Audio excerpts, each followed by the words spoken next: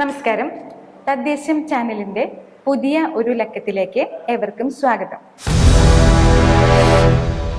ഇന്ന് നമുക്ക് അതിഥിയായി ലഭിച്ചിട്ടുള്ളത് BJP നോർത്ത് ജില്ലാ പ്രസിഡന്റ് അഡ്വക്കേറ്റ് നിവേദിതയാണ്. സ്വാഗതം. നമ്മൾ തദ്ദേശ സ്വയംഭരണ തെരഞ്ഞെടുപ്പിന്റെ ഒരു പടിവാതിലിൽ എത്തി നിൽക്കുകയാണ്. ഈ സമയത്ത് BJP മുന്നോട്ട് വയ്ക്കുന്ന ഒരു ലക്ഷ്യം എന്ന് പറഞ്ഞു കഴിഞ്ഞാൽ വികസിത കേരളം എന്നുള്ളതാണ്. ഇതിലേക്ക് വേണ്ടി കേന്ദ്ര പദ്ധതികൾ ആവിഷ്കരിക്കുന്നതിനെ കുറിച്ചും BJPയുടെ ഒരു പ്രഖ്യാപിത ലക്ഷ്യങ്ങളിലൊന്നാണ്. എന്തൊക്കെയാണ് വികസിത കേരളത്തിന് വേണ്ടിയുള്ള കേന്ദ്ര അല്ലെങ്കിൽ നമ്മൾ കേന്ദ്രവിഹിതം ഉപയോഗിച്ചുകൊണ്ടൊക്കെയുള്ള എന്തൊക്കെ കർമ്മ പരിപാടികളാണ് മുന്നോട്ട് വയ്ക്കുന്നത്? നോക്കൂ, നരേന്ദ്രമോദി സർക്കാർ അധികാരത്തിൽ വരുന്നതിന് മുമ്പേ തന്നെ പറഞ്ഞിരുന്നത് സമഗ്ര വികസനം സാധ്യമാകുമെന്നാണ്. സമഗ്ര വികസനം എന്ന് പറഞ്ഞാൽ എല്ലാ തലത്തിലുമുള്ള ആളുകളുടെ ഉന്നമനം, എല്ലാ തട്ടിലും, അതായത് കർഷകർ, യുവാക്കൾ, സ്ത്രീകൾ, അങ്ങനെയുള്ള എല്ലാവരുടെയും ഉന്നമനം ഒരേപോലെ ലക്ഷ്യം വെച്ച് പ്രവർത്തിക്കുക. അതല്ലാതെ ഒരു വിഭാഗം ജനങ്ങളെ മാത്രം ഉന്നമനത്തിലേക്ക് എത്തിക്കുന്ന ഒരു പദ്ധതിയോ അതല്ലെങ്കിൽ ഒരു സെക്ടറിൻ്റെ മാത്രം ഡെവലപ്മെൻറ്റോ അല്ല നമ്മൾ ഉദ്ദേശിക്കുന്നത്. അതുകൊണ്ട് തന്നെ കഴിഞ്ഞ 10 വർഷവും നമ്മൾ നടപ്പിലാക്കിയ എല്ലാ പദ്ധതികളും പരിശോധിച്ചാൽ നമുക്ക് കാണാൻ സാധിക്കുന്ന ഒരു കാര്യം, ഇത്തരത്തിൽ കാർഷിക മേഖലയായാലും അതുപോലെ തന്നെ വ്യാവസായിക മേഖലയിലായാലും മതി, ഏതൊക്കെ തലത്തിൽ നമ്മുടെ ശ്രദ്ധ പതിക്കണമോ അവിടെയെല്ലാം ശ്രദ്ധ പതിപ്പിച്ചുകൊണ്ട് തന്നെ അവിടെയെല്ലാം തന്നെ ഉന്നമനം ഉറപ്പാക്കിക്കൊണ്ട് തന്നെയാണ് നമ്മൾ മുന്നോട്ട് പോകുന്നത്. ഇപ്പോൾ തദ്ദേശ സ്വയംഭരണ സ്ഥാപനങ്ങളുടെ കാര്യം പറയുമ്പോഴും കഴിഞ്ഞ കാലങ്ങളെ അപേക്ഷിച്ച് ഇപ്പോൾ ക്യാപിറ്റൽ, നമുക്കറിയാം, ജനറൽ പർപ്പസ് ഫണ്ടായാലും എല്ലാം തന്നെ, അത് ആസ്തി വികസന ഫണ്ടുകളായാലും ഒക്കെ തന്നെ കഴിഞ്ഞ കാലങ്ങളെ അപേക്ഷിച്ച് 4 ഇരട്ടിയാക്കിയെന്ന് മാത്രമല്ല, അതെല്ലാം തന്നെ എങ്ങനെ നമുക്ക് ജനങ്ങളുടെ വികസനം ഉറപ്പാക്കുവാൻ വേണ്ടി ഉപയോഗിക്കാമോ അതിനെല്ലാം തന്നെ ഉപയോഗിക്കാൻ വേണ്ടിയിട്ടുള്ള എല്ലാ തരത്തിലുള്ള അംഗീകാരവും നൽകിക്കൊണ്ടാണ് നമ്മുടെ പദ്ധതികളെല്ലാം തന്നെ നടപ്പിലാക്കുന്നത്. അതുകൊണ്ട് തന്നെ വികസിത കേരളം എന്ന് പറയുന്നത് ഇന്ന് നടപ്പിലാക്കാൻ സാധിക്കുന്ന ഒരു പാർട്ടി, അത് രാഷ്ട്രീയ പാർട്ടി ഏതെന്ന് ചോദിച്ചാൽ തീർച്ചയായിട്ടും അത് ഭാരതീയ ജനതാ പാർട്ടിയാണ്, NDA ആണ് എന്നുള്ള ഒരു സാഹചര്യം തന്നെയാണ് നമ്മൾ ക്രിയേറ്റ് ചെയ്തിട്ടുള്ളത്. 10 വർഷമായിട്ടുള്ള നരേന്ദ്രമോദി സർക്കാരിൻ്റെ വികസന നയങ്ങൾ കൊണ്ട് നമ്മൾ ഒരു ക്ലിയർ പിക്ചറാണ് ജനങ്ങൾക്ക് മുമ്പിൽ വെച്ചിരിക്കുന്നത്. അപ്പോൾ അത് പറഞ്ഞ് തന്നെ നമുക്ക് മുന്നോട്ട് പോകാൻ ഓരോ പഞ്ചായത്തിൻ്റെയും വികസനം അതോടൊപ്പം തന്നെ എങ്ങനെ സാധ്യമാക്കിയെടുക്കാൻ പറ്റും എന്നുള്ളത് കൂടി കൃത്യമാക്കിക്കൊണ്ടാണ്. കാരണം വികസിത കേരളം സാധ്യമാകണമെങ്കിൽ ഓരോ ഗ്രാമപഞ്ചായത്തുകളും വികസിക്കണം, ഓരോ മുനിസിപ്പാലിറ്റികളും കോർപ്പറേഷനും വികസിക്കണം. ഇപ്പോൾ അടിസ്ഥാനപരമായിട്ടുള്ള എല്ലാ ആവശ്യങ്ങളും, അത് ആ നഗരത്തിലെ അല്ലെങ്കിൽ ആ ഗ്രാമത്തിലെ ജനങ്ങളുടെ അടിസ്ഥാനപരമായിട്ടുള്ള ആവശ്യങ്ങൾ നിവർത്തിക്കുന്നതിനോടൊപ്പം തന്നെ അവർക്ക് സാമ്പത്തിക സുസ്ഥിരത ഉറപ്പാക്കാനുള്ള പദ്ധതികളും കൂടി ഈ കൂട്ടത്തിൽ പെടും. അതുതന്നെയാണ് വികസിത കേരളം എന്നുള്ള സങ്കല്പത്തിലേക്ക് നമുക്ക് എത്തിപ്പെടാൻ നമുക്ക് സാധിക്കും എന്ന് പറയുന്നതിൻ്റെ കാരണം. നമ്മൾ വികസന കേരളത്തിനെ കുറിച്ച് സംസാരിച്ചുകൊണ്ടിരിക്കുമ്പോൾ തീർച്ചയായും നമുക്ക് വികസനം സാധ്യമാവണമെന്നുണ്ടെങ്കിൽ ഫണ്ട് ആവശ്യമാണ്. ധനസമാഹരണം കൃത്യമായിട്ട് ഉണ്ടെങ്കിൽ മാത്രമാണ് നമുക്ക് അതിലൂടെ വികസനത്തിലേക്ക് എത്താനായിട്ട് കഴിയുള്ളൂ. ഇതിനു വേണ്ടി സംസ്ഥാന സർക്കാരിന്റെ മൊത്തം അടങ്കലിന്റെ 1/3 ഭാഗവും തദ്ദേശ സ്വയംഭരണ സ്ഥാപനങ്ങൾക്ക് ഫണ്ടായി ലഭിക്കുന്നുണ്ട്. അതുകൂടാതെ തനത് ഫണ്ടുകളും ലഭിക്കുന്നുണ്ട്. ഈ ഫണ്ട് തദ്ദേശ സ്വയംഭരണ സ്ഥാപനങ്ങളിൽ വികസന പ്രവർത്തനങ്ങൾക്ക് പര്യാപ്തമാണോ? അതുപോലെ തന്നെ ഇപ്പോൾ നിലവിലുള്ള ഈ ഫണ്ട് ഉപയോഗിച്ചുകൊണ്ടുള്ള പ്രവർത്തനങ്ങൾ കാര്യക്ഷമമായിട്ടാണോ നടക്കുന്നത്? ഇല്ലെങ്കിൽ എന്തൊക്കെയാണ് നമുക്ക് അതിനെ കൂടുതൽ കാര്യക്ഷമതയിലേക്ക് എത്തിക്കാൻ എങ്ങനെ സാധിക്കും? നോക്കൂ, ഇവിടെ ഇപ്പോൾ നമ്മൾ ഓരോ ഗ്രാമപഞ്ചായത്തിൻ്റെയും കഴിഞ്ഞ വർഷത്തെ ക്ലോസിംഗ് ബാലൻസ് നോക്കിയാൽ, അതായത് അൺയൂസ്ഡ് ഫണ്ട് അതല്ലെങ്കിൽ ബാലൻസ് ലാപ്സ്ഡ് ഫണ്ട് എന്നുള്ളതൊക്കെ പരിശോധിക്കുകയാണെങ്കിൽ നമുക്ക് ഒരു കാര്യം വ്യക്തമാകും, ഈ ഫണ്ട് കൃത്യമായിട്ട് വിനിയോഗിക്കാനുള്ള ഒരു പദ്ധതി ആസൂത്രണത്തിൽ പോലും ശ്രദ്ധ പൂർണ്ണമായിട്ടും ചെലുത്താത്ത ഒരു ഭരണകൂടം ഉണ്ട് തദ്ദേശ സ്വയംഭരണ സ്ഥാപനങ്ങളിലും എന്നാണ് നമുക്ക് കൃത്യമാകുന്നത്. അതായത് വരുന്ന ഫണ്ടുകൾ ഏതിലൊക്കെ അലോക്കേറ്റ് ചെയ്യണമോ, ഏതൊക്കെ വികസന ഫണ്ട് പ്രവർത്തനങ്ങളിലേക്ക് അലോക്കേറ്റ് ചെയ്യണമോ അത് കൃത്യമായിട്ട് അലോക്കേറ്റ് ചെയ്യാൻ വേണ്ട പദ്ധതികൾ സമർപ്പിക്കുന്നതിൽ വരെ വീഴ്ച വരുന്നുണ്ട്.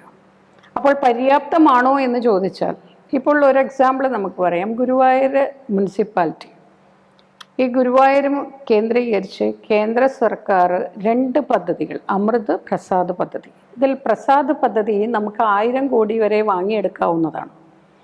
അതിൽ 100 കോടി ആദ്യ ഗഡുവായിട്ട് നമ്മൾ അനുവദിച്ചു, കേന്ദ്ര സർക്കാർ അനുവദിച്ചു. അപ്പോൾ അത്രയും ഫണ്ട് 100 കോടിയുടെ പദ്ധതി ഇവിടെ വരണം. പക്ഷെ എന്താണ് ഇവിടെ വന്നത്? അത് വെറും 44 കോടിയുടെയാണ് പ്രോജക്റ്റ് വെച്ചിട്ടുള്ളൂ. അതിൽ നടപ്പിലാക്കിയത് എത്രയെന്ന് ചോദിച്ചാൽ അത് 44 പൂർണ്ണമായിട്ട് ഉപയോഗപ്പെടുത്തിയിട്ടില്ല. അപ്പോൾ പര്യാപ്തമാണോ എന്നുള്ളതല്ല, വരുന്ന ഫണ്ടുകൾ കൃത്യമായിട്ട് ഉപയോഗിക്കാൻ പോലും നമുക്ക് പദ്ധതികൾ കൊടുക്കാൻ പറ്റില്ല. എന്ന ആവശ്യമില്ല, എന്താണോ ഇവിടെ ഇംപ്ലിമെന്റ് ചെയ്ത് കാണിക്കാൻ പറ്റുന്നു എന്നുള്ളത് ഒരു പരിശോധന കൃത്യമായിട്ട് നടപ്പിലാക്കാത്തത് കൊണ്ടാവണം ഈ രീതിയിലൊരു എന്താ പറയുക ഫണ്ടുകൾ വിനിയോഗിക്കുന്നതിൽ ഒരു കുറവ് കാണുന്നത്.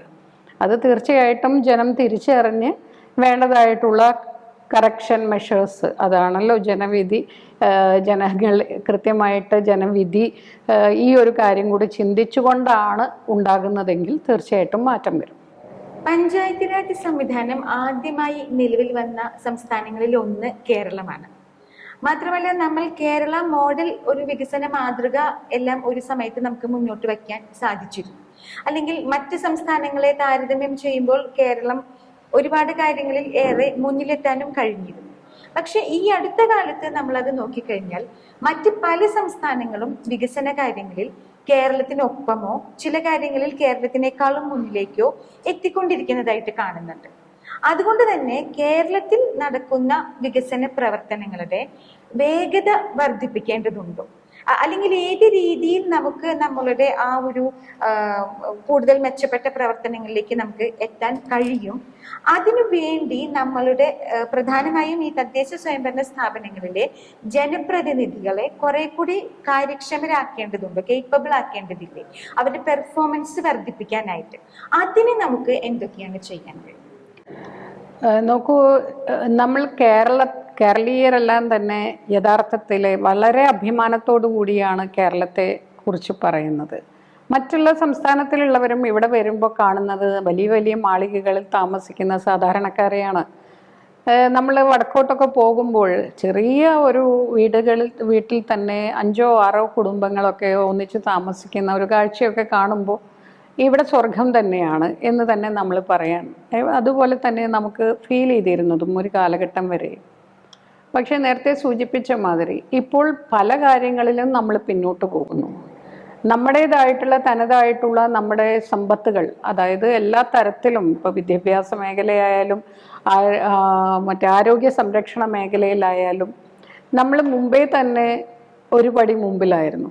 കാരണം നമുക്ക് ചരിത്രത്തിലേക്ക്, അത് ഇപ്പോഴത്തെ ഈ സ്വാതന്ത്ര്യത്തിന് മുമ്പുള്ള കാലഘട്ടത്തെ വരെ പരിശോധിച്ചാൽ മനസ്സിലാക്കാൻ സാധിക്കും പലതരത്തിലുള്ള സാഹചര്യങ്ങൾ. അതെല്ലാം വ്യക്തമായിട്ട് നിങ്ങൾക്ക് എല്ലാവർക്കും മനസ്സിലാകും. എന്നാൽ അന്നത്തെ കാലഘട്ടത്തിൽ നമ്മളെ സംബന്ധിച്ച്, നമ്മുടെ കേരളത്തിലെ സംബന്ധിച്ച് ഇതൊരു എല്ലാവർക്കും വാണിജ്യ വ്യവസായ ഒരു സ്ഥലമായിരുന്നു. അതിനുവേണ്ടി ഉപയോഗപ്പെടുത്താവുന്ന കൃഷി, ഇതെല്ലാം തന്നെ അതേപോലെ തന്നെ നിലനിർത്തിക്കൊണ്ടുള്ള അധിനിവേശമായിരുന്നു ഇവിടെ ഉണ്ടായിരുന്നത്. അതിന് പകരം മറ്റിടത്തൊക്കെ എന്ന് പറഞ്ഞു കഴിഞ്ഞാൽ അവിടെയുള്ള സംസ്ഥാനങ്ങളിലൊക്കെ തന്നെ പൂർണ്ണമായിട്ട് ചൂഷണം ചെയ്തു പോയതാണ്. ഇപ്പോൾ ഈ GST മറ്റുള്ളതൊക്കെ വന്ന് ഈ ടാക്സ് നമ്മുടെ ലഘൂകരിച്ചതിൻ്റെയൊക്കെ അടിസ്ഥാനത്തിൽ വ്യക്തിപരമായിട്ട് തന്നെ ടാക്സ് പേ ചെയ്യുന്ന ആളുകളുടെ എണ്ണം വർദ്ധിക്കുകയും കേരളത്തിന്, സംസ്ഥാനത്ത് സർക്കാരിന് അതിൻ്റെ ഗുണം ലഭിക്കുകയും ചെയ്യേണ്ടതാണ്. അങ്ങനെ നോക്കുമ്പോൾ സാമ്പത്തികമായിട്ട് മെച്ചപ്പെട്ട നിലവാരത്തിൽ എത്തേണ്ട ഒരു സംസ്ഥാന സർക്കാർ താഴോട്ട് പോകുന്നുണ്ടെങ്കിൽ അതിന് കാരണം നമ്മൾ ഈ പറഞ്ഞ മാതിരി കപ്പാസിറ്റി ബിൽഡിങ്ങിൽ അത് അത്ര ശ്രദ്ധിച്ചിട്ടും ഉണ്ടാവില്ല, അല്ലെങ്കിൽ കപ്പാസിറ്റി ഉള്ളവരെ ചുമതലകൾ ഏൽപ്പിക്കുവാൻ ശ്രദ്ധിച്ചിട്ടും ഉണ്ടാകില്ല. അപ്പോൾ ഇവിടെ വലിയ കുഴപ്പമൊന്നും ഇല്ലാത്തതുകൊണ്ട്, അതായത് മറ്റുള്ളതെന്ന് പറഞ്ഞു കഴിഞ്ഞാൽ നമുക്കൊരു അനിവാര്യത വരുമ്പോഴാണ് നമ്മൾക്ക് എന്തെങ്കിലുമൊക്കെ ചെയ്യണം എന്നുള്ള തോന്നൽ വരിക. അപ്പോൾ ഇപ്പോൾ ജനം ആ അനിവാര്യത തിരിച്ചറിഞ്ഞു തുടങ്ങിയിരിക്കുന്നു എന്നുള്ളതാണ്. അതായത് മാറ്റം നമ്മൾക്ക് വിചാരിക്കുന്ന മാതിരിയൊന്നുമല്ല നമ്മുടെ നാട് മുന്നോട്ട് പോകുന്നത് എന്നുള്ളൊരു സൂചന ഇപ്പോഴാണ് ജനങ്ങൾക്ക് കിട്ടി തുടങ്ങിയത്. അതുകൊണ്ട് അതിനിടയിലുള്ള കാലഘട്ടത്തിൽ നമുക്ക് കാര്യമായിട്ട് തന്നെ നഷ്ടങ്ങൾ സംഭവിച്ചിട്ടുണ്ട്. അത് തിരിച്ചെടുക്കുക എന്ന് പറയുന്നത് കൃത്യമായിട്ടും ദൃഢനിശ്ചയമുള്ള ആത്മാർത്ഥമായിട്ട് സമർപ്പണം ചെയ്തുകൊണ്ട് രാജ്യത്തിനു വേണ്ടി, എൻ്റെ നാടിനു വേണ്ടി മാത്രം എന്ന രീതിയിൽ ചിന്തിക്കുന്ന ആളുകൾ തന്നെ ഭരണത്തിൽ വരണം. അപ്പോൾ അവരെ ബിൽഡ് ചെയ്യാൻ നമുക്ക് പ്രത്യേകിച്ചൊന്നും ചെയ്യേണ്ടതില്ല. നോക്കൂ, നമ്മൾ ഒരു രാഷ്ട്രീയക്കാരിക്ക് അല്ലെങ്കിൽ രാഷ്ട്രീയക്കാരന് എത്രത്തോളം വിദ്യാഭ്യാസം ഉണ്ട് എന്നുള്ളതല്ല, അദ്ദേഹത്തിൻ്റെ ലക്ഷ്യം എന്താണെന്നുള്ളതാണ്. എനിക്ക് വേണ്ടി എന്നാണോ ചിന്തിക്കുന്നത് അതോ നാടിന് വേണ്ടിയാണോ ചിന്തിക്കുന്നത് എന്ന് മാത്രമാണ് അവിടുത്തെ പ്രത്യേകത. ചിന്തിക്കേണ്ട ആ ഒരു വ്യത്യാസം മാത്രമാണ് ചിന്തിക്കുന്നത്. അപ്പോൾ ആ ചിന്തയിൽ എനിക്ക് വേണ്ടിയല്ല, എൻ്റെ നാടിന് വേണ്ടി ഞാൻ ഇന്നതൊക്കെ ചെയ്യണം, അപ്പോൾ ഉള്ള വഴികളെല്ലാം തുറക്കും. ഇവിടെ എന്താ വെച്ചാൽ ആ വഴികൾ തേടി പോകുന്നില്ല, അല്ലെങ്കിൽ വഴികൾ തുറന്നു വെച്ച വഴികളിലൂടെ സഞ്ചരിക്കാൻ പോലും സമയമില്ല. പകരം സ്വന്തം ഡെവലപ്മെൻറ്റിനെ കുറിച്ച്, അല്ലെങ്കിൽ ആ ഒരു സ്വന്തം എന്ന് പറഞ്ഞാൽ അവരുടേതായിട്ടുള്ള ഒരു രീതിയിൽ മാത്രം കാര്യങ്ങൾ മുന്നോട്ട് കൊണ്ടുപോകണം എന്നുള്ള ചിന്തയാണ്. അത് മാറ്റിയെടുക്കേണ്ടതാണ്. അത് ജനങ്ങൾ തന്നെയാണ് മാറ്റിയെടുക്കാനുള്ള ഒരു ശ്രമം നടത്തേണ്ടത്. ജനവിധിയാണ് ഇത്തരത്തിലുള്ള ആളുകളെ ഭരണത്തിലേക്ക് എത്തിച്ചിട്ടുള്ളത്. അപ്പം ജനവിധി തന്നെ ഏത് രീതിയിൽ ആവണം എന്നുള്ളത് ജനം ചിന്തിച്ച് പ്രവർത്തിക്കണം എന്നുള്ളതാണ്. ബാക്കിയെല്ലാം അതിനോടൊപ്പം വന്നുകൊള്ളും. നമ്മളിപ്പോൾ കേരളത്തിൽ ഇപ്പം ഭവന നിർമ്മാണ പദ്ധതി, അതുപോലെ തന്നെ മാലിന്യ നിർമ്മാർജ്ജനം, അതിദാരിദ്ര്യ നിർമ്മാർജ്ജനം എന്നെല്ലാം പറഞ്ഞ് നമ്മളിപ്പോൾ പുതിയ ഒരുപാട് കർമ്മ പദ്ധതികൾ ആവിഷ്കരിക്കപ്പെട്ടിട്ടുണ്ട്. ഇവയെല്ലാം തന്നെ അവയുടെ പ്രഖ്യാപിത ലക്ഷ്യങ്ങൾ പൂർണ്ണമായും നേടി എന്ന് വിശ്വസിക്കുന്നുണ്ടോ? ഇല്ലെങ്കിൽ എന്താണ് BJPയുടെ ഭാഗത്ത് നിന്ന് ഇതിനെ ഇത്തരം വിഷയങ്ങളിൽ എങ്ങനെയാണ് നമുക്ക് ലക്ഷ്യങ്ങൾ എത്തിയിട്ടില്ലെങ്കിൽ പിന്നെ ഏത് രീതിയിലാണ് നമുക്ക് ഇതിനെ കൂടുതൽ മെച്ചപ്പെടുത്താനായിട്ട് സാധിക്കും? നോക്കൂ, കഴിഞ്ഞ 10 വർഷത്തെ പ്രവർത്തനത്തിൽ നമ്മളെല്ലാ സെക്ടറുകളും, ഇപ്പോൾ ദാരിദ്ര്യ വിമോചനം, അതുപോലെ തന്നെ എഡ്യൂക്കേഷൻ, കുറച്ചും കൂടെ ക്വാളിറ്റി എഡ്യൂക്കേഷൻ, ഇൻഇക്വാളിറ്റി ഇല്ലാതാക്കൽ തുടങ്ങി എല്ലാ കാര്യങ്ങളിലും പ്രത്യേക ശ്രദ്ധ കൊടുത്തിട്ടുണ്ട്. ആ ശ്രദ്ധയുടെ അടിസ്ഥാനത്തിൽ നമുക്കറിയാം, PM ഗരീബ് കല്യാൺ യോജനയിലൂടെ 80 കോടി ജനങ്ങൾക്ക് അരിയും അതുപോലെ പയറുവർഗ്ഗങ്ങളും എത്തിക്കുന്നത് ഉൾപ്പെടെയുള്ള കാര്യങ്ങൾ ശ്രദ്ധിക്കുന്നുണ്ട്. അതുപോലെ തന്നെ ഇൻഇക്വാലിറ്റി ഇല്ലാതാക്കാൻ, തുല്യത ഉറപ്പാക്കാൻ വേണ്ടിയിട്ട് എല്ലാ സെക്ടറുകളിലും സ്ത്രീകളുടെ സാന്നിധ്യം ഉറപ്പാക്കുന്നതിനൊപ്പം തന്നെ നമ്മൾ പോലും ചിന്തിക്കാത്തൊരു കാര്യമാണ്, നമ്മുടെ പെൺകുഞ്ഞുങ്ങളുടെ എണ്ണം കുറഞ്ഞു വരുന്ന തൃശ്ശൂർ ജില്ല പോലെയുള്ള ജില്ലയിൽ പോലും പെൺകുഞ്ഞുങ്ങളുടെ എണ്ണം കുറഞ്ഞു വരുന്നു. നമ്മൾ ശരിക്കും പറഞ്ഞു കഴിഞ്ഞാൽ മോദിജിയുടെ പ്രധാനമന്ത്രി അധികാരത്തിലേറിയതിന് ശേഷം ബേട്ടി ബച്ചാവോ ബേട്ടി പഠാവോ പദ്ധതി വന്നപ്പോഴാണ് ഈ കാര്യത്തിനെ കുറിച്ച് നമ്മൾ പോലും ഇങ്ങനെ ഉണ്ടല്ലേ എന്ന് പോലും ചിന്തിച്ചത്. പക്ഷെ അതുവരെയും നമുക്ക് ഇൻഇക്വാലിറ്റി ഫീൽ ചെയ്യുന്നത് ഇതാണ്, അതായത് നമുക്ക് പലയിടത്തും അവസരങ്ങളില്ല എന്നുള്ള ഒരു തോന്നലൊക്കെ ഉണ്ടായിരുന്നു. എന്നാൽ അതിനു വേണ്ടി, അതായത് തുല്യതയ്ക്ക് വേണ്ടി വാദിക്കുന്നതിലൊപ്പം അപ്പുറം നമ്മളൊക്കെ ചിന്തിച്ചിരുന്നത് നമ്മൾ തന്നെയാണ് ഏറ്റവും മുമ്പിലെ എന്നുള്ള രീതിയിൽ. കാരണം നമുക്ക് പറ്റുന്ന പലതും പുരുഷന് പറ്റാത്തത് കൊണ്ടാണ് നമ്മൾ പലതും ഏറ്റെടുക്കേണ്ടി വരുന്നത്. പല ചുമതലകളും നമ്മൾ ഏറ്റെടുത്ത് പെർഫോം ചെയ്യുന്ന മാതിരി, അതായത് ഇപ്പോൾ വീട്ടിലെ കുടുംബത്തിലെ കാര്യങ്ങളായാലും സമൂഹത്തിൽ ഒരു സ്ത്രീക്ക് ചെയ്യാൻ പറ്റുന്ന കാര്യങ്ങളായാലും അതൊരു വ്യത്യസ്തമാണ്. അതിന് നൽകുന്ന മുഖം എന്ന് പറഞ്ഞാൽ ആ സ്നേഹത്തിൻ്റെയും വാത്സല്യത്തിൻ്റെയും കാരുണ്യത്തിൻ്റെയും ഒക്കെ ഒരു പ്രത്യേക മുഖമാണ് സ്ത്രീക്കുള്ളത്. അതുകൊണ്ട് ആ രീതിയിലാണ് നമ്മൾ ഇതിനെ തുല്യതയ്ക്ക് വേണ്ടി വാദിക്കുന്ന കൂട്ടത്തിലല്ല എങ്കിലും ഈ ഒരു ഡിഫറൻസ് നമ്മൾ പോലും ശ്രദ്ധിച്ചിട്ടില്ലായിരുന്നു. അപ്പോൾ അത്തരം കാര്യങ്ങളിലേക്ക് പോലും നമ്മൾ ആ മൈന്യൂട്ട് ആയിട്ടുള്ള കാര്യങ്ങൾ പോലും കൃത്യമായിട്ട് മനസ്സിലാക്കിയിട്ടാണ് പദ്ധതികൾ കൊണ്ടുവരുന്നത്. അപ്പോൾ ആ രീതിയിൽ, അതുപോലെ തന്നെ ദാരിദ്ര്യ രേഖയ്ക്ക് താഴെയുള്ളവരും മുകളിലുള്ളവരും തമ്മിലുള്ള അന്തരം കുറയ്ക്കാനുള്ള പദ്ധതി, അതും തുല്യത ആ രീതിയിലും തുല്യത ഉറപ്പാക്കാൻ വേണ്ടിയിട്ട് ഇപ്പോൾ ചെറിയ ചെറിയ സഹായങ്ങൾ ഇപ്പോൾ അവർക്ക് നൽകുന്ന, ഇപ്പോൾ ചെറിയ സഹായങ്ങൾ എന്ന് പറഞ്ഞാൽ അവരെ സംബന്ധിച്ച് വലിയ സഹായങ്ങളാണ്. 25 കോടി ജനങ്ങളെ അതിദാരിദ്ര്യ മുക്തമാക്കി എന്ന് പറഞ്ഞാലും 5 കോടി ജനങ്ങൾക്ക് PM ആവാസ് യോജനയുടെ വീടുകൾ പണിതു എന്ന് പറഞ്ഞാലും ആയുഷ്മാൻ ഭാരത് പദ്ധതിയിലൂടെ BPL കുടുംബങ്ങളിലുള്ള എല്ലാവർക്കും ആരോഗ്യ സംരക്ഷണം ഉറപ്പാക്കാൻ പറ്റുന്നു എന്ന് പറഞ്ഞാലും പല പദ്ധതികളും താഴെത്തട്ടിൽ നടപ്പിലാക്കുന്നതിൽ വീഴ്ചകൾ വരുന്നുണ്ട്. അത് പരിഹരിക്കാൻ കൃത്യമായിട്ട് ഈ പറഞ്ഞ മാതിരി എല്ലാം ഒരു ഡബിൾ എഞ്ചിൻ സർക്കാർ എന്ന് പറയുന്ന മാതിരി എല്ലാവരുടെയും ലക്ഷ്യം ഈ പദ്ധതികൾ കൃത്യമായിട്ട് ജനങ്ങളിലേക്ക് എത്തിക്കാനാണെങ്കിൽ തീർച്ചയായിട്ടും ഈ പദ്ധതികൾ കൊണ്ട് കൂടുതൽ ഗുണമുണ്ടാകും.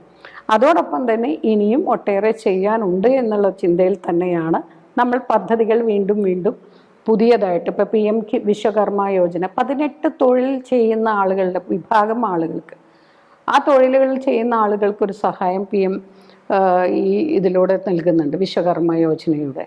അതൊരു വലിയ 18 തൊഴിലിൽപ്പെട്ട ആളുകൾക്കെല്ലാം അത് കിട്ടുന്നു എന്ന് പറയുന്നുണ്ടെങ്കിൽ ചെറിയ കാര്യമില്ല. അതേപോലെ തന്നെ PM സ്വാനിധി യോജന, അതിന് കുറച്ച് കൊല്ലങ്ങൾക്ക് മുമ്പാണ് അത് തുടങ്ങിയത്. തുടക്കത്തിൽ തന്നെ കൊണ്ടുവന്ന പദ്ധതിയില്ല. നമ്മുടെ സാമ്പത്തികമായിട്ടുള്ള സ്ഥിരത കുറച്ചും കൂടി ഭദ്രമാക്കിയതിന് ശേഷമാണ് ഇത്തരം പദ്ധതികൾ കൊണ്ടുവരുന്നത്.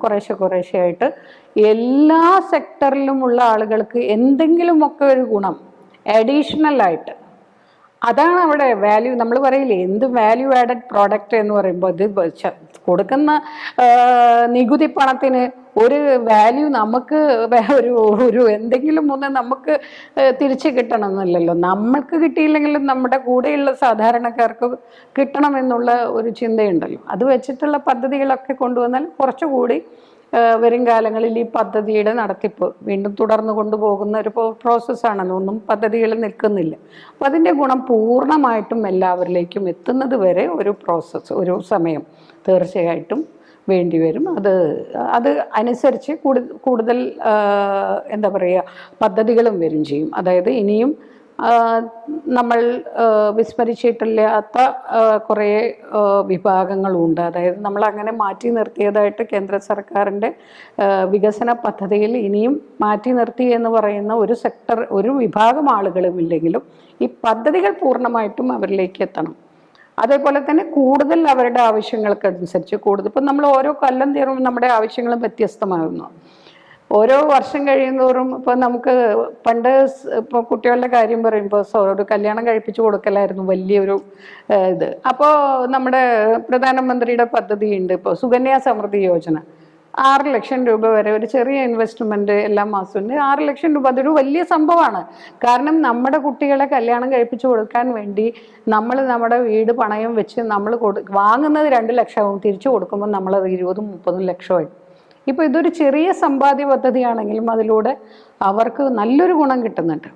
അപ്പോൾ അതേപോലെ തന്നെ ഓരോ വർഷം തരുമ്പോഴും അപ്പോൾ അതല്ല പിന്നെ വരുമ്പോൾ എഡ്യൂക്കേഷനായി.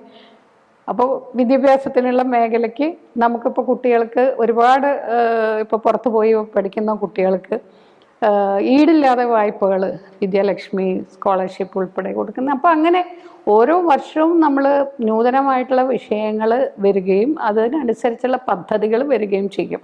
അപ്പോൾ സമ്പൂർണ്ണമായിട്ട് എനിക്ക് തോന്നുന്നു ഈ ഒരു 5 വർഷം കൂടി കഴിയുമ്പോൾ, കേന്ദ്ര സർക്കാരിൻ്റെ അടുത്ത ഈ ഒരു 5 വർഷം കൂടി പൂർത്തീകരിക്കുമ്പോൾ നമ്മൾ കാണുന്ന ഇമ്പാക്റ്റ് എന്ന് പറയുന്നത് ചെറുതാവില്ല. താങ്കൾ നേരത്തെ സൂചിപ്പിച്ചു പെൺകുട്ടികളുടെ ബേട്ടി പഠാവോ ബേട്ടി ബച്ചാവോ എന്നുള്ള പദ്ധതിയെ കുറിച്ചൊക്കെ തന്നെ. അപ്പം സ്ത്രീ ശാക്തീകരണം എന്ന് പറയുന്നത് ഏതൊരു സമൂഹത്തിന്റെയും വികസനവുമായി ബന്ധപ്പെട്ടുകൊണ്ട് അല്ലെങ്കിൽ ആരോഗ്യകരമായ ഒരു സമൂഹത്തിന്റെ ലക്ഷണമാണ് ആ സമൂഹത്തിലെ സ്ത്രീകളുടെ പദ്ധതി.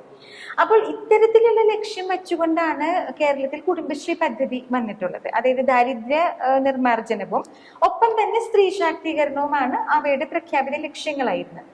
അപ്പം അക്കാലം വരെ വീട്ടമ്മമാരായി കുടുംബങ്ങളിൽ ഒതുങ്ങി ജീവിച്ചിരുന്ന ഒരുപാട് സ്ത്രീകൾക്ക് പൊതുരംഗത്തേക്ക് പല രീതിയിലും ഇടപെടലുകൾ നടത്താനും സ്വന്തമായിട്ട് വരുമാനം ഉണ്ടാക്കാനും സാമ്പത്തിക സ്വാശ്രയത്വം നേടാനും ആണ് ലക്ഷ്യം വച്ചിരുന്നത്.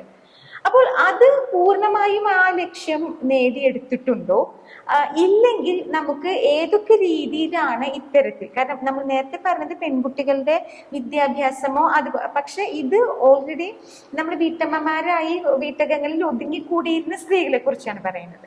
അപ്പൊ അതുകൊണ്ട് തന്നെ അവരെ സാമ്പത്തികമായി സ്വയം പര്യാപ്തരാക്കാനും സാമൂഹികമായിട്ടും എല്ലാം തന്നെ ഒന്ന് ശക്തിപ്പെടുത്തുന്നതിലേക്ക് വേണ്ടി അപ്പം ഈ കുടുംബശ്രീ പോലുള്ള പദ്ധതികൾ എത്രത്തോളം അതിന്റെ ലക്ഷ്യം നേടിയിട്ടുണ്ട്, ഇല്ലെങ്കിൽ നമുക്ക് ഏത് രീതിയിൽ അത് സാധ്യമാക്കാൻ സാധിക്കും?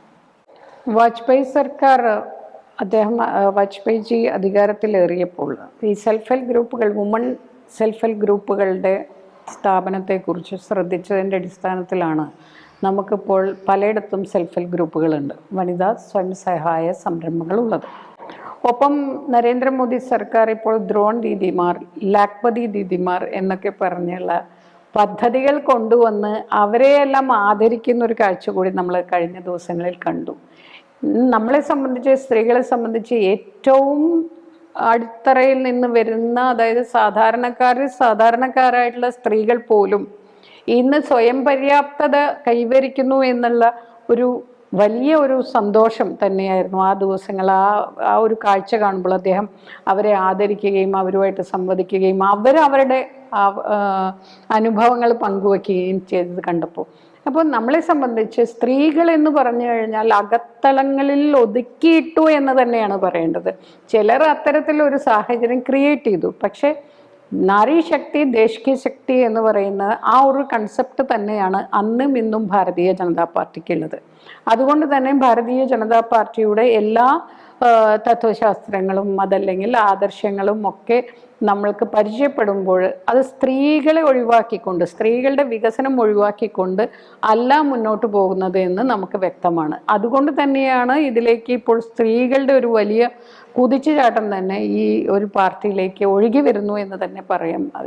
നമുക്ക് കഴിഞ്ഞ കാലങ്ങളിൽ കണ്ട ഓരോരോ സമ്മേളനങ്ങൾ, സ്ത്രീ ശക്തി സമ്മേളനം, മഹിളാ ശക്തി സമ്മേളനമായാലും എല്ലാം ഈ കഴിഞ്ഞ കാലങ്ങളിൽ നടന്ന പ്രതിഷേധ പരിപാടികളായാലും എല്ലാം തന്നെ ആ ഒരു ഇതിലേക്ക്, അതായത് നമ്മളെ സംരക്ഷിച്ചുകൊണ്ട്, നമ്മുടെ അവകാശങ്ങളെ സംരക്ഷിച്ചുകൊണ്ട് നമുക്ക് നമ്മളായി മുന്നോട്ട് പോകാനുള്ള അവസരം. അപ്പോൾ അത് പാർട്ടിയിൽ എന്ന പോലെ തന്നെ നമ്മുടെ സർക്കാരുകൾ, കേന്ദ്ര സർക്കാരായാലും സംസ്ഥാന സർക്കാരുകളായാലും സെൽഫ് ഹെൽപ്പ് ഗ്രൂപ്പുകളുടെ വികസനം, സ്ത്രീകളുടെ സ്വയം പര്യാപ്തതയ്ക്കായിട്ട് ഒരുപാട് പദ്ധതികൾ കൊണ്ടുവരുന്നു. ഇപ്പം നമ്മൾ Mudra loan, stand up India, skill India എന്നുള്ളതിലൊക്കെ തന്നെ സ്ത്രീകൾക്ക് ഒരു വലിയ പ്രാധാന്യമാണ് കൊടുക്കുന്നത്. അതേപോലെ തന്നെ നേരത്തെ സൂചിപ്പിച്ചു എല്ലാ സെക്ടറുകളിലും അവരുടെ പ്രാതിനിധ്യം ഉറപ്പാക്കുന്നു.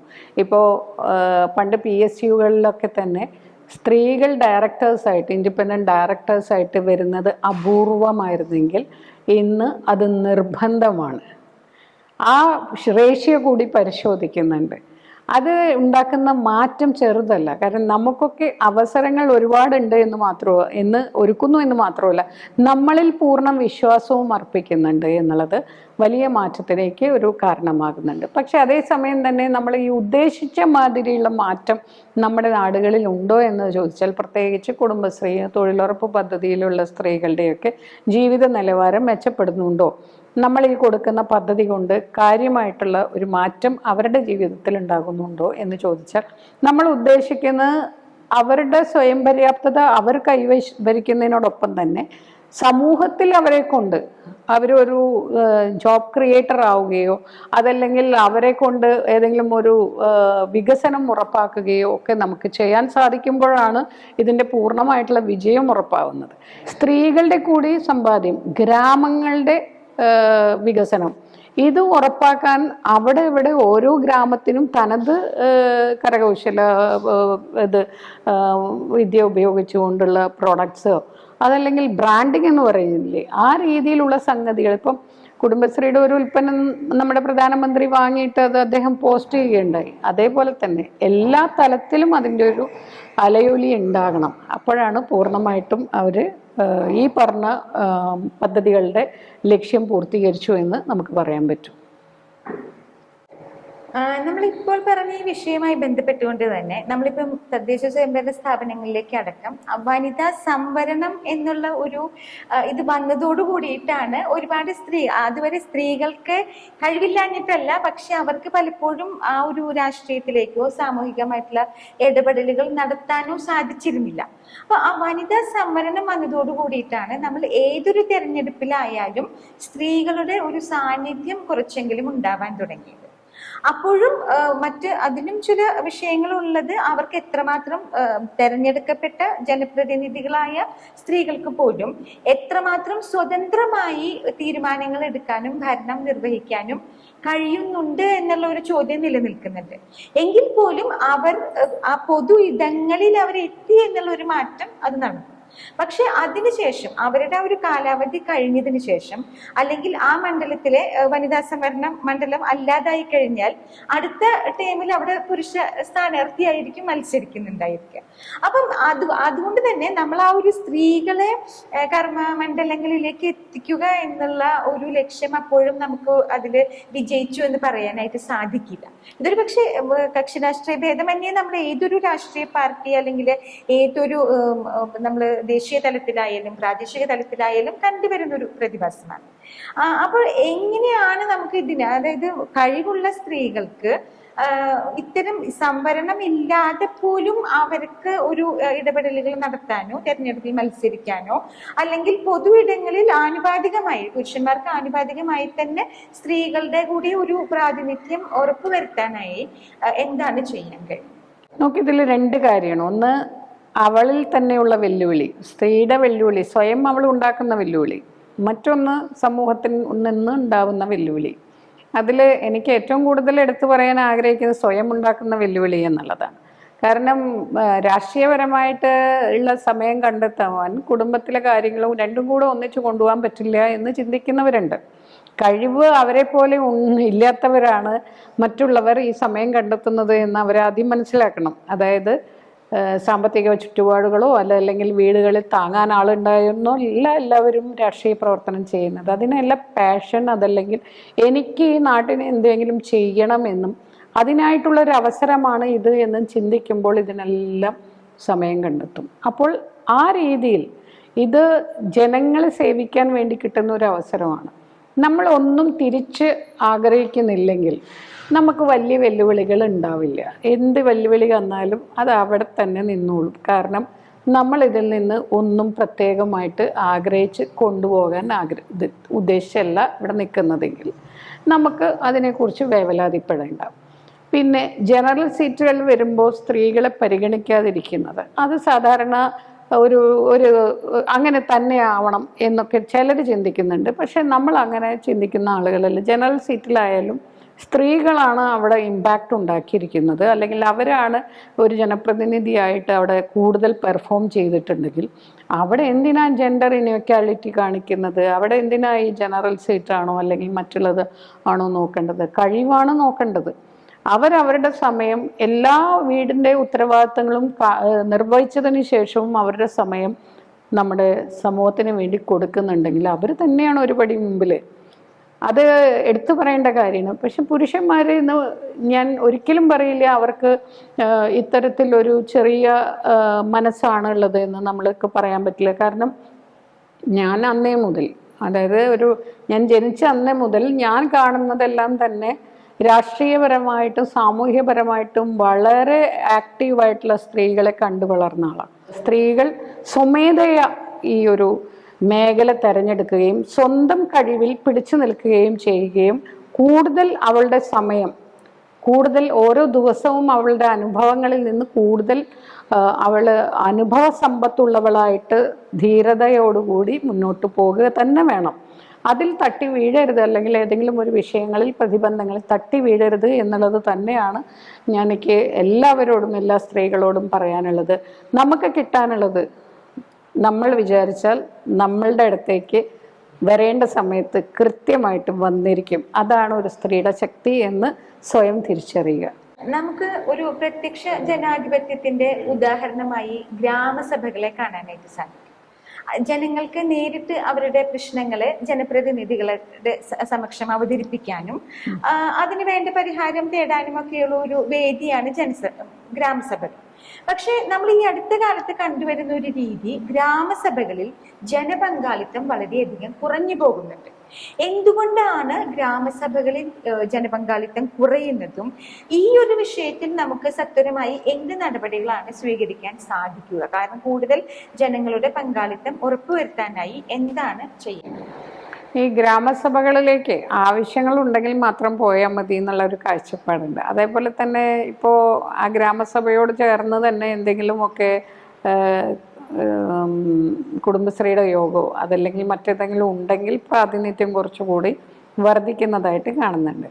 അപ്പോൾ ഇവിടെ എന്താണ് പ്രശ്നം വെച്ചിട്ടുണ്ടെങ്കിൽ അവിടെ പോയാൽ എന്താണ് ഗുണം അതുപോലും നമുക്ക് കൃത്യമായിട്ട് മനസ്സിലായിട്ടില്ല, അല്ലെങ്കിൽ അവിടെ പോയിട്ടും വലിയ കാര്യമില്ല എന്നുള്ളതാകാം. കാരണം ഏതാണ് കൗൺസിലർ, ഏതാണ് മെമ്പർ, ഏത് പ്രതിനിധി, ഏത് പാർട്ടിയുടെ ചിഹ്നത്തിൽ മത്സരിച്ച് ജയിച്ചു, അപ്പോൾ അതിനടിസ്ഥാനത്തിൽ മാത്രമാണ് കാര്യങ്ങൾ നീങ്ങുള്ളൂ എന്നുള്ള ഒരു കൺസെപ്റ്റ് ഉണ്ടാക്കിയിട്ടിട്ടുണ്ട്. അത് മാറ്റിയെടുക്കണം. അവിടെ ജനങ്ങളുടെ പങ്കാളിത്തം, ജനങ്ങളുടെ വോയിസ് അവിടെ ഉയരുകയും അത് കേൾക്കാനുള്ള മാനസികാവസ്ഥയുള്ളവർ അവിടെ ഗ്രാമസഭകളിൽ ഉണ്ടാവുകയും വേണം. ഇത് രണ്ടും ആവശ്യമാണ് ഇത് ഇമ്പ്രൂവ് ചെയ്യാൻ. തീർച്ചയായിട്ടും വരും കാലങ്ങളിൽ അതിലൊരു മാറ്റം ഉണ്ടാകും. കാരണം എല്ലാവർക്കും എന്തെങ്കിലുമൊക്കെ ഇതിലൂടെ ലഭ്യമാക്കി കൊടുക്കുവാൻ, അതായത് നമ്മുടെ കേന്ദ്ര സർക്കാരിൻ്റെ പദ്ധതിയായാലും തദ്ദേശ സ്വയംഭരണ സ്ഥാപനങ്ങളുടെ പദ്ധതികളായാലും ജനങ്ങളിലേക്ക് ഓരോരുത്തർക്കും ഒരു വ്യത്യാസവുമില്ലാതെ കിട്ടുന്നു എന്നുള്ളത് പൂർണ്ണമായിട്ടും അതിനെ ആശ്രയിക്കാനും അവിടെ സംരക്ഷണമുണ്ട് എന്ന് ഉറപ്പാക്കാനും ഒക്കെ ഒരു ഫീലിംഗ് ഉണ്ടാക്കാനൊക്കെ പറ്റിയാൽ അത് മാറ്റിയെടുക്കാൻ പറ്റുമെന്നാണ് ചിന്തിക്കുന്നത്. അവസാനമായുള്ളൊരു ചോദ്യം, താങ്കൾ എങ്ങനെയാണ് ഈ ഒരു രാഷ്ട്രീയ പ്രവേശനവും അതിനുശേഷം പൊതുജീവിതം, നമ്മൾ നേരത്തെ ഇത്തരം സ്ത്രീകളുടെ ഒരു സ്വകാര്യ ജീവിതവും പൊതുജീവിതവും തമ്മിലുള്ള ഒരു ബാലൻസിങ്ങിനെ കുറിച്ചൊക്കെ പറഞ്ഞത്, അപ്പം സ്വന്തം അനുഭവത്തിൽ അതായത് എങ്ങനെയാണ് ഈ ഒരു പൊതുരംഗത്തേക്ക് വന്നത് എന്നും, കാരണം അത് തീർച്ചയായിട്ടും പുതിയ ഒരു പൊതുരംഗത്തേക്ക് വരാൻ ആഗ്രഹിക്കുന്ന സ്ത്രീകളെ സംബന്ധിച്ച് അത്തരം കാര്യങ്ങൾ അറിയുന്നത് അവർക്ക് തീർച്ചയായിട്ടും ഒരു നല്ല. നോക്കൂ, ഇതിൽ ഓരോ സ്ത്രീകളും സ്വന്തം മക്കളെ വളർത്തിയെടുക്കേണ്ടത് എങ്ങനെയാണ് എന്ന് കുട്ടിയിലെ മനസ്സിലാക്കി എന്നുള്ളതാണ് എൻ്റെ ഒരു ഗുണം. അതായത് എല്ലാ ദുരിതങ്ങളിലും എല്ലാ കഷ്ടപ്പാടുകളിലും എങ്ങനെയാണ് ഒരു സ്ത്രീ ഒരു പോരാളിയായിട്ട് മുന്നിൽ നിൽക്കുന്നത് എന്നുള്ളത് കൃത്യമായിട്ട് മനസ്സിലാക്കാൻ സാധിച്ചത് കൊണ്ടാണ് പല വലിയ പരീക്ഷണങ്ങളിലും തളരാതെ പിടിച്ചു നിൽക്കാൻ സാധിക്കുന്നത്. അത് ഞാൻ പറയാം, അത് അമ്മമാരും മക്കൾക്ക് കൾട്ടിവേറ്റ് ചെയ്യുന്ന എന്താ പറയുക, അവരുണ്ടാക്കിയെടുക്കേണ്ടത്, മക്കളിൽ ഉണ്ടാക്കേണ്ടത് ഒരു കോൺഫിഡൻസ് ആണ്, ആത്മവിശ്വാസം. അത് ഉണ്ടാക്കിയെടുത്തു എന്നുള്ളതാണ്. എൻ്റെ അമ്മയെക്കുറിച്ച് പറയുമ്പോൾ എൻ്റെ അമ്മയും അച്ഛനും ആ ഒരു രീതിയിൽ രാഷ്ട്രീയപരമായിട്ട് വളരെയധികം സാമൂഹ്യ പ്രവർത്തനവും ആത്മീയ പ്രവർത്തനവും എല്ലാ മേഖലകളിലും പ്രവർത്തിച്ചിരുന്ന ഒരു വ്യക്തിത്വമാണ്. അതേസമയം അവരിതിൽ നിന്നൊന്നും തന്നെ പ്രതീക്ഷിക്കാതെ മുന്നോട്ട് പോയവരാണ്. അതുകൊണ്ട് ദർ ഇസ് നോ ഇൽ ഫീലിംഗ്. അതുകൊണ്ട് തന്നെ നമുക്ക് ഇതിലോടുള്ള ഒരു താല്പര്യം പല കാരണങ്ങളെ കൊണ്ട്. പക്ഷെ എൻ്റെ വീട്ടിൽ എല്ലാ പാർട്ടിയുടെ ആളുകളും ഉണ്ടായിരുന്നു. ഇപ്പോൾ എൻ്റെ ബ്രദർ എന്നെ തുടക്കകാലത്ത് SFIയുടെ ഒരു വലിയ പ്രവർത്തകനായിരുന്നു ചെറിയ പ്രായത്തിൽ. അപ്പോൾ അദ്ദേഹത്തിൻ്റെ കയ്യിൽ ഒരുപാട് പുസ്തകങ്ങൾ ഉണ്ടായിരുന്നു. അപ്പോൾ എല്ലാ പുസ്തകങ്ങളും വായിക്കാനുള്ള ഒരു അവസരം കിട്ടി. അപ്പോൾ കുഞ്ഞിലെ അതിൽ പുസ്തകങ്ങൾ വായനയും, കാരണം അമ്മയുടെ തിരക്കുകൾ അച്ഛൻ്റെ തിരക്കുകളും കാരണം ഞാൻ മിക്കവാറും പുസ്തകവും ഞാനും മാത്രമായിട്ടുള്ള ബന്ധമായിരുന്നു. അങ്ങനെ ഒരു തിരിച്ചറിവ് ഓരോന്നും വായിച്ച് അതിലേക്ക് നമ്മൾ ഏതാണ് ശരി എന്ന് തിരഞ്ഞെടുക്കുവാൻ, പ്രത്യേകിച്ച് നമ്മുടെ അമ്മയുടെ ജീവിതം നമുക്കൊരു റോൾ മോഡലായിട്ട് നമുക്കുണ്ട്. അവരാണ് ശരി എന്ന് പൂർണ്ണമായിട്ടും നമുക്ക് ബോധ്യം വരുന്നത് പക്ഷെ കുറച്ച് കഴിഞ്ഞിട്ടാണ്. കാരണം നമ്മളെ കുട്ടിക്കാലത്ത് അപ്പോഴും നമുക്കൊരിതുണ്ടാവോ, ഏതാണ് ശരി, ഏതാണ് പൂർണ്ണമായിട്ടുള്ള ഒരു രീതി എന്നുള്ളതിന്. കാരണം ഓരോ വ്യക്തിക്കും അതൊരു വിശകലനം ചെയ്യാനൊക്കെ ചെറുപ്രായത്തിൽ എപ്പോഴും ക്യൂരിയോസിറ്റി ഉണ്ടാവും. അപ്പം മറ്റേത് കാണുമ്പോൾ അതാണോ, ഇതാ കാണുമ്പോൾ ഇതാണോ എന്നൊക്കെയുള്ള സംശയങ്ങളൊക്കെ ഉണ്ടാവും. പക്ഷെ നമ്മൾ കുറച്ച് കഴിയുമ്പോഴാണ് ആ ഒരു കപ്പാസിറ്റി, അവരുടെ ആത്മവിശ്വാസവും അവരുടെ ബോൾഡ്നെസ് ഒക്കെ എത്രത്തോളം നമ്മുടെ ജീവിതത്തിൽ നമുക്ക് കരുതലായിട്ടുണ്ടാകുന്നു എന്ന് തിരിച്ചറിയാം. ഭാരതീയ ജനതാ പാർട്ടി എപ്പോഴും സ്ത്രീകളുടെ എല്ലാ കഴിവിനെയും അംഗീകരിക്കുന്നവരാണ്. ആ കഴിവുകളെ അംഗീകരിക്കാനുള്ള മനസ്സുള്ളത് കൊണ്ടാണ് നമ്മൾ വീണ്ടും നമുക്ക് ഇത് തന്നെ ശരി, അത് ഓക്കെ, നമ്മളിവിടെ സേഫാണ്, പെർഫെക്റ്റ്ലി നമുക്ക് ഒരു സ്യൂട്ടബിൾ ഒരു സംവിധാനം തന്നെയാണ് ഇവിടെ ഉള്ളത് എന്നുള്ളത് കൊണ്ടാണ് നമുക്ക് ആ ഫ്രീഡം ഉണ്ടാകുന്നത് ഇവിടെ വർക്ക് ചെയ്യാനും. അതുപോലെ തന്നെ നമുക്ക് എല്ലാ തരത്തിലുള്ള അവസരങ്ങളും പാർട്ടിയായിട്ട് നമുക്കിപ്പോൾ 4 വനിതാ ജില്ലാ പ്രസിഡന്റുമാരെ നിശ്ചയിച്ചപ്പോൾ അതിലൊന്നാവാൻ കഴിഞ്ഞു. അപ്പോൾ അങ്ങനെയാണ് ഇപ്പോൾ ജില്ലാ പ്രസിഡൻ്റായിട്ട് തൃശ്ശൂർ നോർത്ത് ജില്ലയുടെ പ്രസിഡൻ്റായിട്ട് മുമ്പ് എന്ന് പറഞ്ഞു കഴിഞ്ഞാൽ നമുക്ക് സത്യം പറഞ്ഞു കഴിഞ്ഞാൽ ഇങ്ങനൊരു വിഭജനം ഉണ്ടായിരുന്നില്ലെങ്കിൽ സ്ത്രീകളെ സംബന്ധിച്ച് കുടുംബവും നോക്കേണ്ടവർക്ക് രണ്ടും കൂടെ മാനേജ് ചെയ്യാൻ പ്രത്യേകിച്ച് ഒറ്റയൊക്കെ ഒരാളാണ് വീടുകളിലെങ്കിൽ ബുദ്ധിമുട്ടുള്ളതായിരുന്നു. പക്ഷേ ഇപ്പോഴത്തെ ഈ വിഭജനം കൊണ്ട് നമുക്ക് കുറേയും കൂടെ എന്താ പറയുക സൗകര്യമുണ്ടായി. കുറച്ച് സ്ഥലങ്ങൾ നമുക്ക് കൂടുതൽ സമയം ഓരോരുത്തരോടൊപ്പം സ്പെൻഡ് ചെയ്യാനൊക്കെ കിട്ടുന്നു. അതൊരു വലിയ കാര്യമാണ്. തീർച്ചയായിട്ടും ഇത് തന്നെ ഒരു പുതിയ കാൽവയ്പ്പാണ്. രാഷ്ട്രീയ പാർട്ടികളെ സംബന്ധിച്ച് സ്ത്രീകൾക്ക് ജില്ലാ അധ്യക്ഷ പദവി കൊടുക്കുക എന്ന് പറഞ്ഞാൽ സാമ്പത്തികം ഉൾപ്പെടെ കൈകാര്യം ചെയ്യുന്ന വലിയൊരു പൊസിഷനാണിത്. ഇതിൽ ഡമ്മീനെ വെച്ച് കൈകാര്യം ചെയ്യുന്ന സംഗതിയല്ല. അതുകൊണ്ട് ഈ ഒരു പൊസിഷൻ തന്ന പാർട്ടി എന്ന് പറയുന്നത് അത് അത്രയും നമ്മളിൽ വിശ്വസിക്കുന്നു എന്നുള്ളതാണ്. അതായത് നമ്മുടെ കഴിവുകളായാലും നമ്മളുടെ സത്യസന്ധതയായാലും നമ്മുടെ ആത്മാർത്ഥതയായാലും നമ്മുടെ കൃത്യനിഷ്ഠയായാലും കൃത്യനിർവഹണത്തിലുള്ള ശ്രദ്ധയായാലും പാർട്ടി അംഗീകരിക്കുന്നു എന്നുള്ളതാണ്. തീർച്ചയായിട്ടും ഇത് സ്ത്രീകളെ സംബന്ധിച്ച് വലിയൊരു നേട്ടമാണ്, വലിയൊരു മുന്നേറ്റത്തിൻ്റെ ഒരു ചരിത്രം തന്നെയാണെന്ന് പറയാം. ബാക്കിയൊക്കെ ഈ പറഞ്ഞ മാതിരി ആരെന്ത് പറഞ്ഞാലും ചെയ്യാനുള്ളത് ചെയ്തുകൊണ്ടേ ഇരിക്കുക. അങ്ങനെയുള്ളൊരു ലക്ഷ്യമായിട്ട് മുന്നോട്ട് പോകുമ്പോൾ നാളെ എന്ത് എന്നുള്ള ചിന്തയില്ലാത്തതുകൊണ്ട് we are perfectly all right. ഔദ്യോഗികമായ ഏറെ തിരക്കുകൾക്കിടയിൽ ഞങ്ങളുടെ തദ്ദേശം ചാനലിന് വേണ്ടി ഇത്രയും സമയം തന്നതിന് നന്ദി, നമസ്കാരം. വളരെ സന്തോഷം. ഇങ്ങനെ കുറച്ച് സമയം ഈ തദ്ദേശ സ്വയംഭരണ സ്ഥാപനങ്ങളിലെ തെരഞ്ഞെടുപ്പിൽ സ്ത്രീകളുടെ പങ്കാളിത്തം ഉൾപ്പെടെ എന്തൊക്കെയാണ് സ്ത്രീകൾക്ക് ഈ ഒരു ഇതിൽ ചെയ്യാൻ പറ്റുന്നത് എന്നുള്ളത് ഉൾപ്പെടെ ചർച്ച ചെയ്യുന്നു എന്നുള്ളതിൽ ഈ ചാനലിന് എൻ്റെ എല്ലാവിധ അഭിനന്ദനങ്ങളും അതുപോലെ തന്നെ നന്ദിയും അവസരം തന്നതിൽ സന്തോഷം.